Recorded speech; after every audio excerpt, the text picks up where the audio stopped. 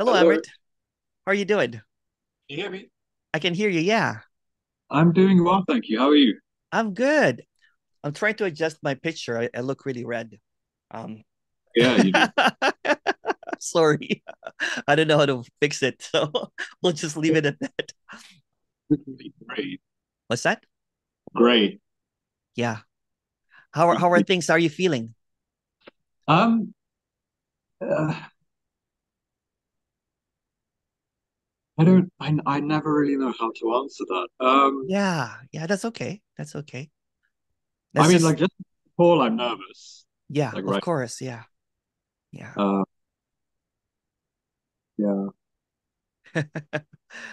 What happened after we talked?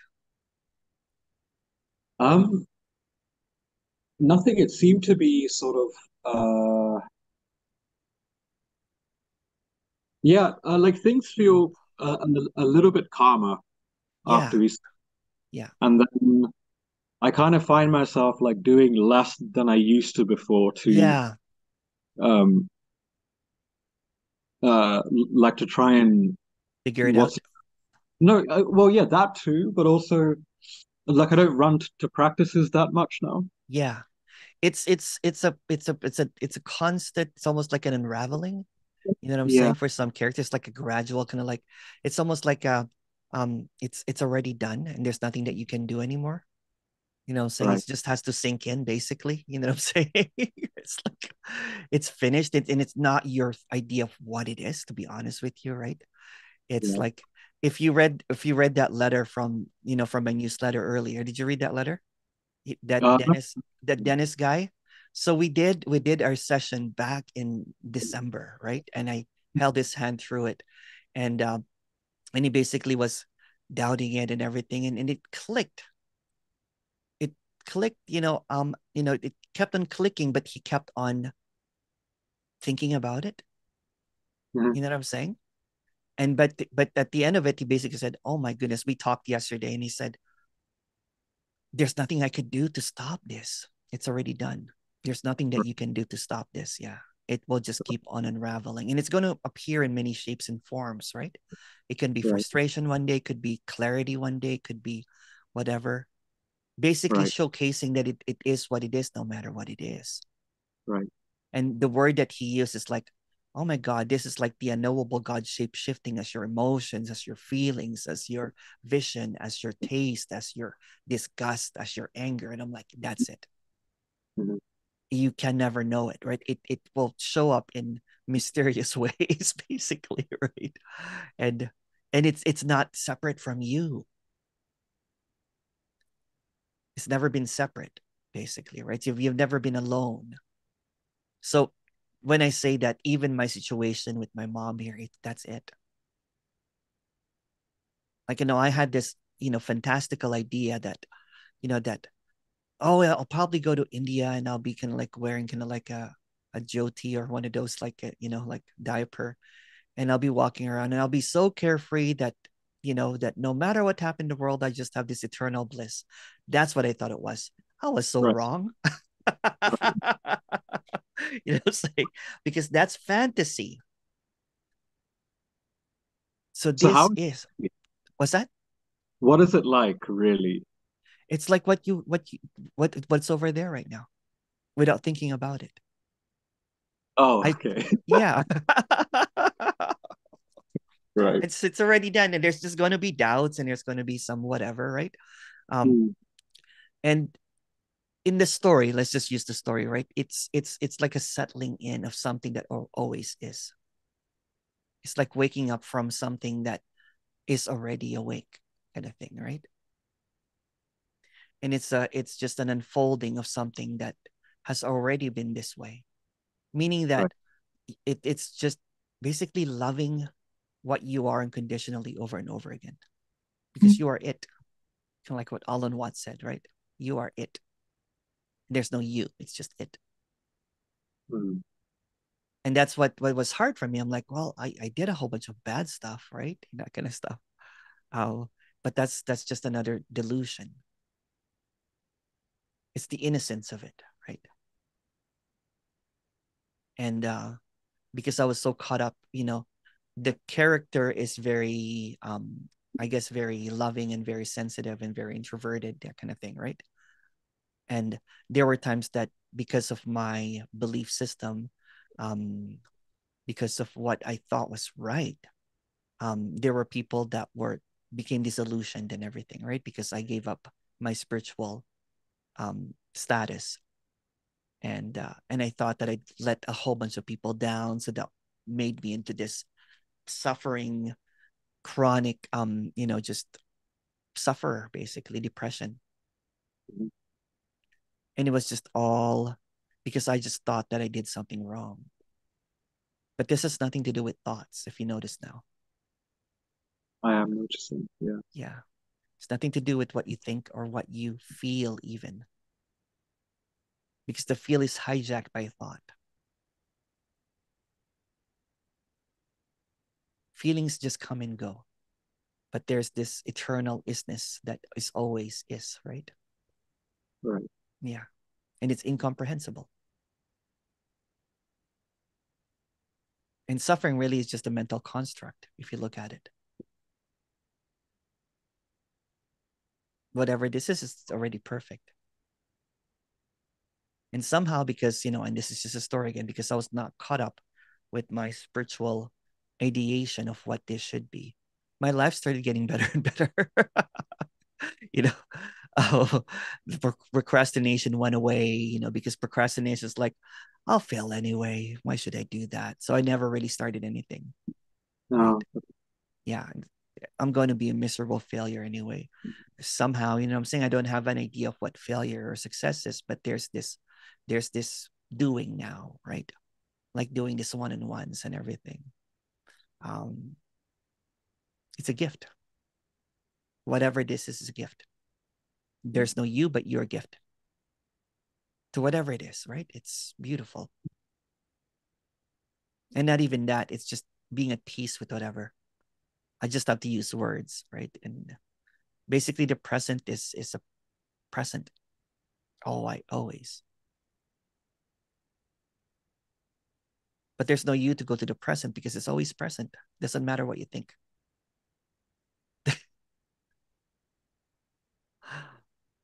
Incredible though, huh? It's like, what the hell? It's like the biggest mind fuck you could imagine. Like, It is. It is. it really I is. re- I remember this, because I'm a big fan of heist movies and con games Like, and everything. I was like, slow clap, well played. Fuck, well played. The long con, isn't it? Right? Well played, sir. I'm like, what the fuck? I was really caught up in it, right? I was like, I was like, I went through so much, man. It was just like, I'd be like, I would get drunk because I wanted to be like Byron Katie, like Byron Katie, when she had this realization she was in a halfway house and cockroaches started like climbing up her legs, basically, right? Because she was in a bad situation. So I was trying to recreate that. So I was getting drunk and just this, and then I was like almost passing out, and I was basically saying, "Where are the cockroaches?"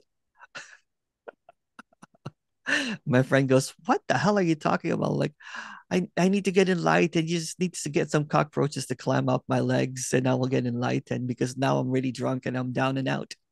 He goes, right, "What?" So the trickster, the mind, there's no mind, but the trickster will try to take you here and there and there. You know what I'm saying? To try to kind of like create this hide and seek when whatever it is showing up as it is, right? So the trickster after our every time we have a call, yeah, it's like, how can I turn this into like what do I do in between to keep this? And then it's like, practice. Oh, but practice is bad. How do we have like a mini practice that doesn't really look like a practice? it's You a know, it's like, negotiator, isn't it? It negotiates, right? It's negotiation. Yeah. It doesn't matter if you practice. Practice is not good or bad. It's just what is as well. It can show up as that too. You know what I'm saying? But when you think that the practice will take you to another state, then that's fucked. Yeah. Practice is it, but it can also be, it can create this whatever, right? But when the practice has a mental, the mental is involved, it perpetuates it over and over again. Right. I do like, like long, yogic, like yin yoga, basically to release my psoas, that kind of stuff. I like it, right? But I don't add any more kind of like Om Namah Shivaya to it. Although there's nothing wrong with that too. So my belief or disbelief is gone, is out of the picture. Mm. It just happens, right? Um, I don't do it as a spiritual practice anymore, because before I'd be like, okay, for me to be okay, I need to do a cold shower at 4 o'clock in the morning. Um, and I have to eat, like I would also have my Ayurvedic thing, and then I would have my practices. So I would have a Course in Miracles. I did some Kundalini Sikh practices.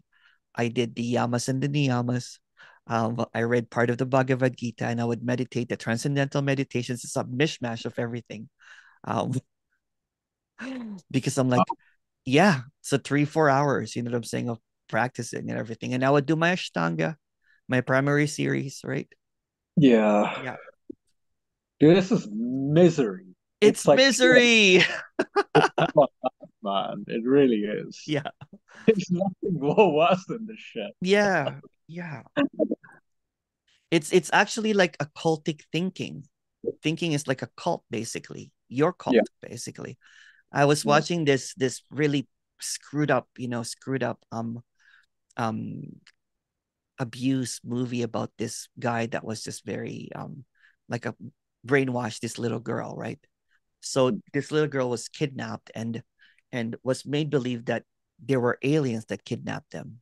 It's a documentary about this oh gross uh, pedophile, basically, that kidnapped his friend's kid.